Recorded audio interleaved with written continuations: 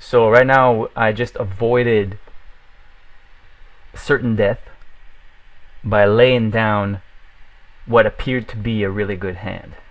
And that's just experience that's going to tell you, uh, even though it's play money, Mr. Wastewater over here, he's playing tight. I mean, he threw himself onto that hand, and I knew that he had something good. Even though it's play money, he's not jumping in on every hand. So we gotta read him for what he's doing. So let's take a look at what he's doing on this hand. He's probably gonna... Okay, that's what I figured. Now the blinds are at 100. Notice I haven't done any bluffing. I did represent that I had an ace earlier, but I did have a pair of tens to stand on. That's not the same as bluffing, because you do have something. Bluffing is taking down a pot, kind of just for the blinds maybe. And in fact, I'm going to raise here, hopefully take down the blinds. We'll see what happens. But we only do that once the blinds get to about 1 or 200. And you only do that if you've got, at least a face card showing. So because I raised, I might want to represent. I am last to act. So we're going to bet 250.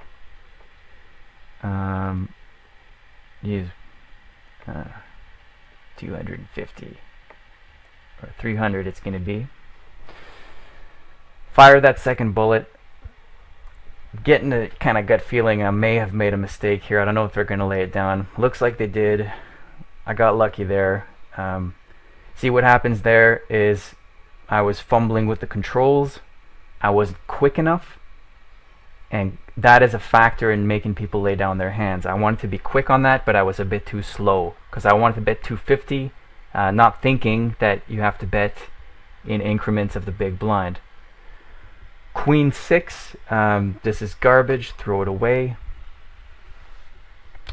For those of you just joining us in the video, I am the Poker Knight, and this is my first video. This is my premiere video. I just started an account, a play money account on pokerking.net, and I'm just familiarizing myself with the territory before committing any money to this. A lot of would-be poker players like to just jump right in there. With real money, I prefer to test the grounds on the play interface first, because their game interfaces are going to be exactly the same. Gotta pay attention to the hand here. Let's see what's going on. I could probably steal this pot. I just have a feeling I could, but I'm not going to, because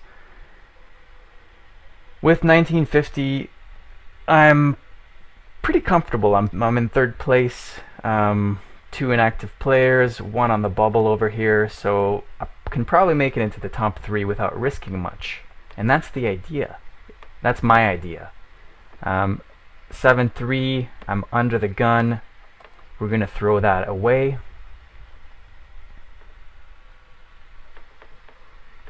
I do apologize that I kind of tend to go off on all different subjects all over the place. I intend this to be for players of all skills.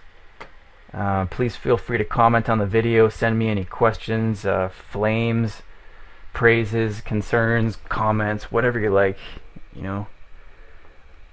Right now I'm playing, I'd say, tight aggressive. I kind of wanted to raise there, but I'm not going to. I'm gonna keep it tight. So here we're not gonna bluff. We got no hand.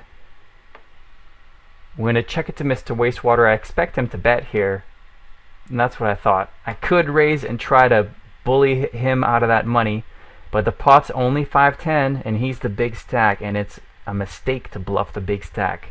So I'm going to let him take down that $410, which is really not that much.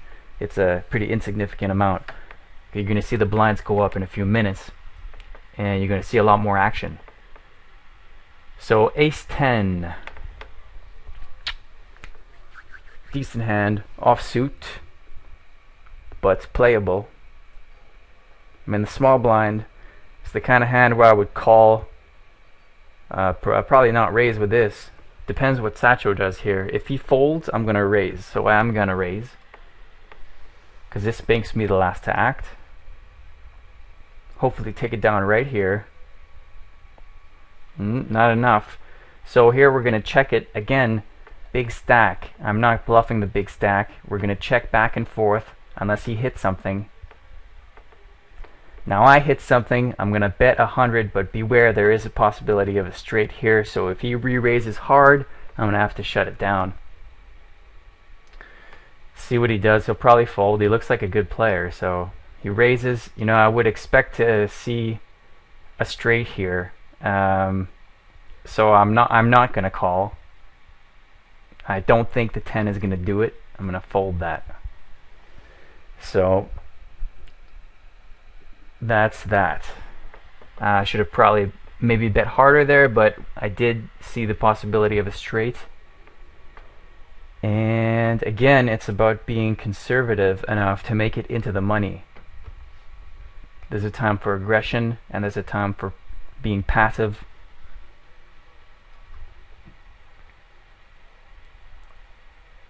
Right now I'm waiting on these smaller players to fold out.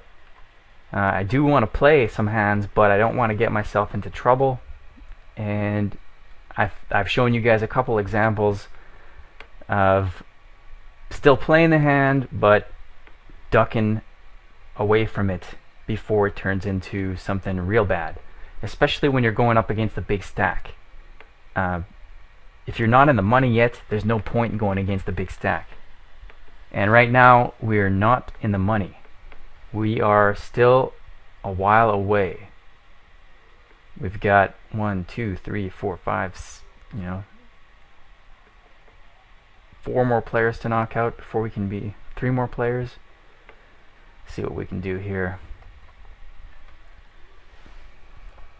Now, you'd probably notice a lot of people like to use those auto fold buttons. Those let me steal your money. And I noticed that this guy's away. He's gonna have auto fold on. This guy has auto fold on, which means essentially if I raise, I'm gonna take down the pot, or they've got something. So I'll know right away. The only one who concerns me right now is Mr. Wastewater. He's the only one who concerns me. I'm gonna fold that.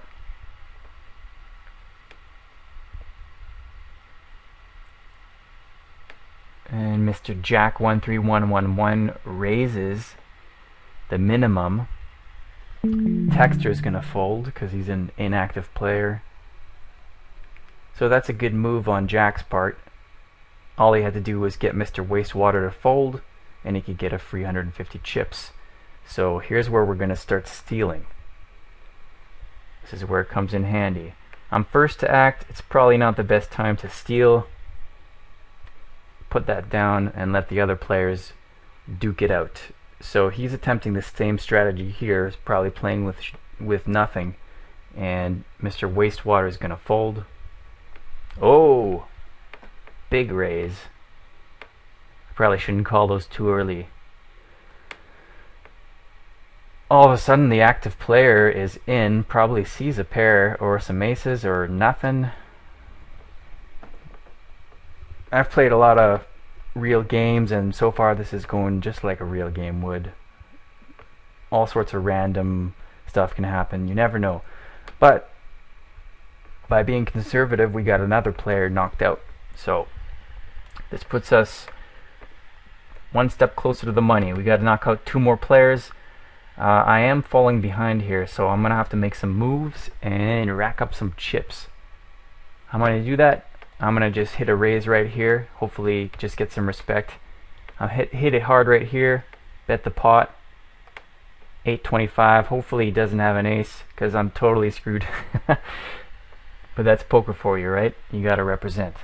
So I'm back in the game already, just like that. And I'm gonna keep playing aggressively like this. I don't like this 5 deuce. I'm gonna throw it. I'm sure a lot of you are gonna comment on my play and say it's complete shit.